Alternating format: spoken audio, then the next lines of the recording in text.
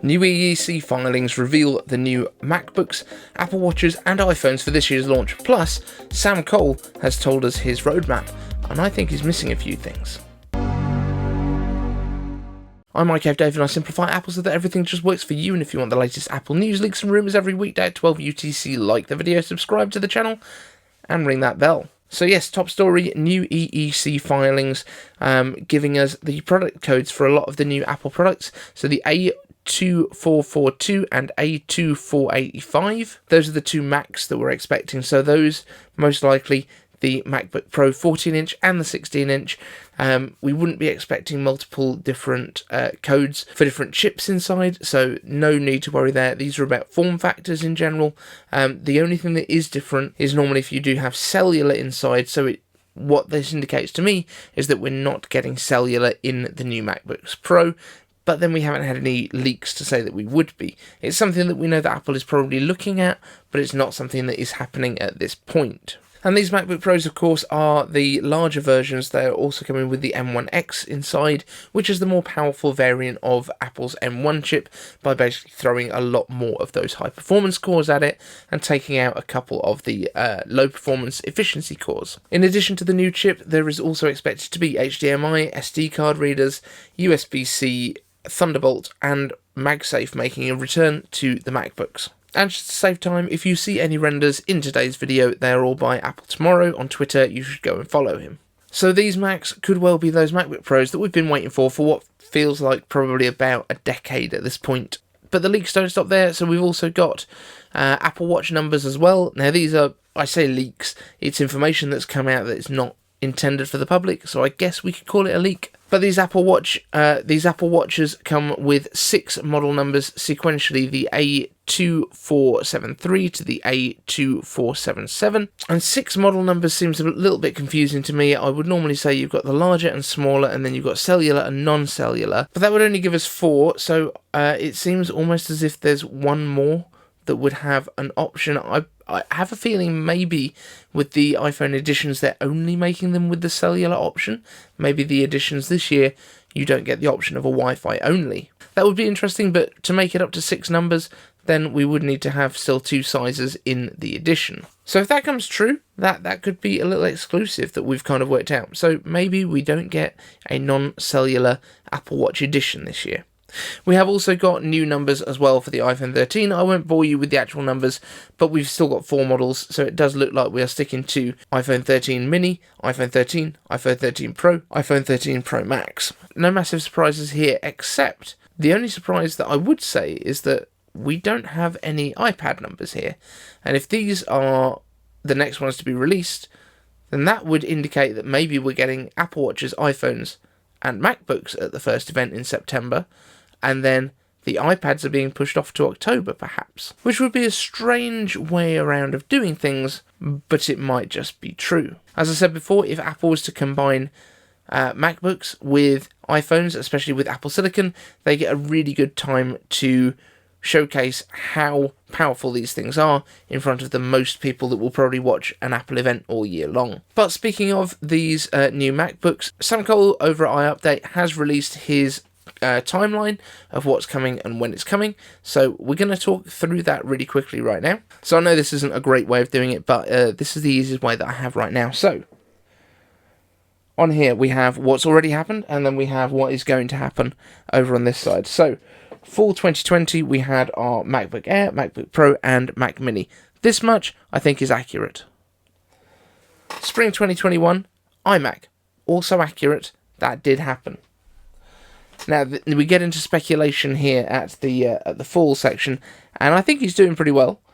So we've got MacBook Pro 14-inch, MacBook Pro 16-inch, and we have the upgraded Mac Mini. Now, the numbers that we've just gone through don't indicate that there's a new style of Mac Mini on the way, which is unfortunate because I think that would be super cool.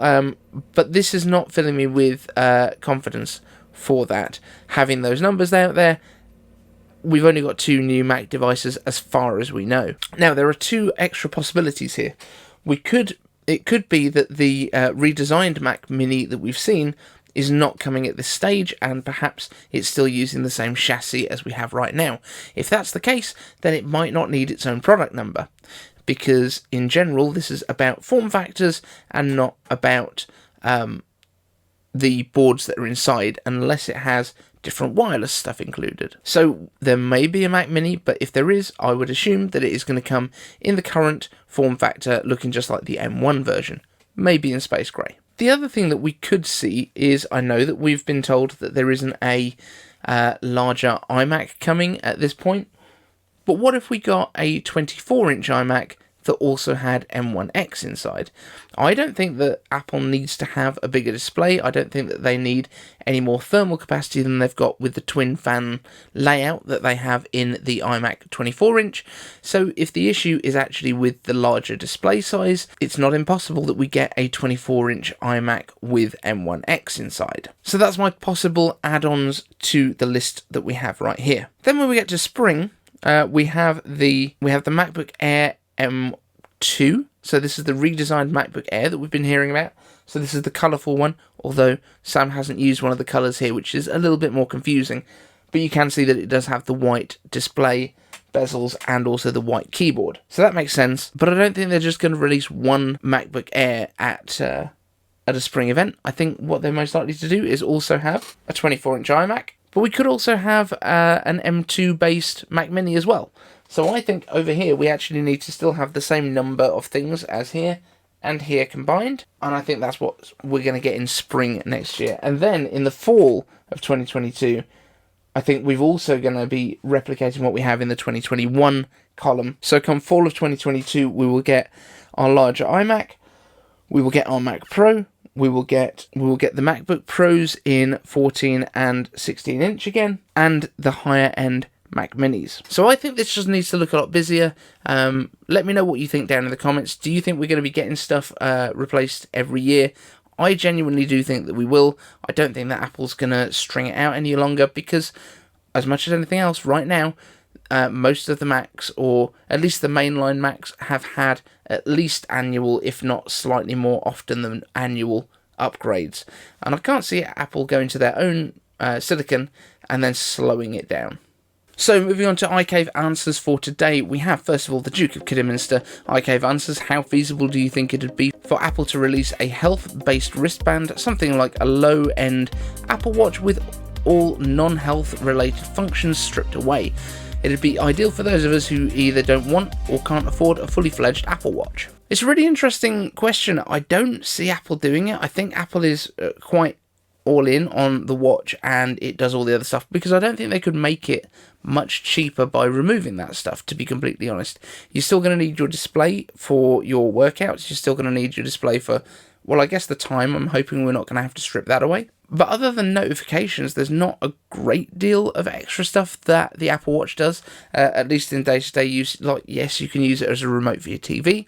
If you're using an Apple TV, yes, you can use it to preview stuff that's coming out of your iPhone, but I don't think there's a great deal of stuff that you would be able to remove that would also equate to a cost saving. So I think what we're going to see is what we have right now. You're going to have the older Apple Watches moving down the line in terms of pricing, the same way that Apple does quite often with their iPhones, and what I think they will be doing with the Macs in future, with M1 becoming like an entry level for a little while. Next up, Evan Rodgers, iCave answers: today, brackets yesterday, Google announced their new in-house mobile chip, Tensor. Though we don't really have any details about it right now, how do you think it will compare to Apple and Qualcomm? Well, I'm going to be honest, I think for starters at least, it is going to be less powerful. I think they're more than likely going to use the off-the-shelf cores from ARM, assuming that it's an ARM-based chip. I'm 100% assuming it will be, especially when you're asking me to compare it to Apple and Qualcomm. Now, Qualcomm right now is about 1.5 generations behind Apple in terms of the chip performance, in terms of CPUs. The Snapdragon 888, which is the fastest they have right now, is a little bit slower, I believe, than the A13. So it's not quite caught up to that, not far off, and I think in some tests it's faster, in some tests it's slower. But I would say that Google don't really have, as far as I'm aware, and I could be wrong on this, but Google don't really have any kind of background in making chips themselves. I know they did some quantum computing stuff in the past, but I'm not 100% sure what their background is, so I think they're more likely to use the off-the-shelf Cortex type cores that you can buy the license to from ARM Holdings. But it's just good to see more companies getting involved in this market, because the more that do, the more prevalent ARM becomes, and the more likely we are to get games that work on our Apple Silicon toys. Ryan Bellinger asks, iCave answers, do you think that the M1 MacBook Pro will be discontinued when the M1X models are released? If so, do you think that the M1X MacBook Pro will receive a price cut compared to the current Intel models? Okay, I don't think that it is going to get I don't think it's going to get removed.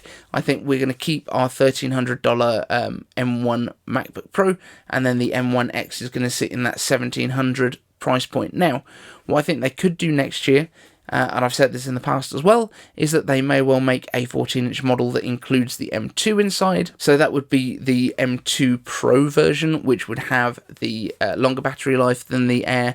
It would have the brighter display. It would have the new design language, because it will be in that 14-inch chassis. And it will also have the active cooling compared to the Air. So I do think there's a compelling reason to keep a base M-level chip in a MacBook Pro. I don't think it's going to be for everyone, but I think it will also still be one of the best sellers, because the vast majority of people don't need an M1X and stuff. And a huge amount of people just want to buy a Mac because it's a Mac, not because they need high performance in general. Marcin Kowalczyk asks, iCave answers, tea, milk or no milk? Black coffee. That's not even a real question. Joe, iCave answers, would you like to see the ceramic making a return back for the Apple Watch? If not, what material would you like to see with the watch? Okay, I'm not a huge, I don't really care, because it's an edition watch that I'm not going to be a person affording anytime soon. On the other hand, I think a good mahogany would be great. And I feel like I was going to say this sarcastically, but actually, I can see like a high-end, very dense wood as a possibility. Like, I didn't think I could, and then I was thinking like the interior of high-end cards, or like a walnut or something like that. I just think like a really kind of well-crafted wooden watch with all the bells and whistles of an Apple Watch would be interesting. Now, are you going to be able to give it the IP rating that you can give to the Apple Watches right now, where you can go, like, swimming, diving in them? Probably not, but maybe there's a way to do some kind of a waterproof skin underneath everything else. I don't know. Let me know in the comments what you would like to see as your material of choice. Now, I think either that or maybe a carbon fibre might be really interesting as well, because it's very strong. I think it might get nicked easily, you know, it might get like pulls in the fibre, that might not be great. But if you've got enough the resin over the top of it, you polish it up, I think that could look pretty awesome. Now, don't forget, we have got iCaversary coming up. We've got more guests arriving like pretty much every day. I'm not going to go into it all right now, but one thing that I do want to throw out there is I would love to get some of you guys as the audience members to contribute to the show. I'm not sure whether we should do it in terms of recorded questions that you kind of submit somehow. Not quite sure how we will do that either yet, or if we get you guys calling in, but I'm not sure what the best way of doing it is. If you are big into live streaming, if you've done it a lot, hit me up down in the comments, and let's chat about the best way of getting some of you guys interacting in the show as well. Thanks so much for watching, and we will see you in the next one.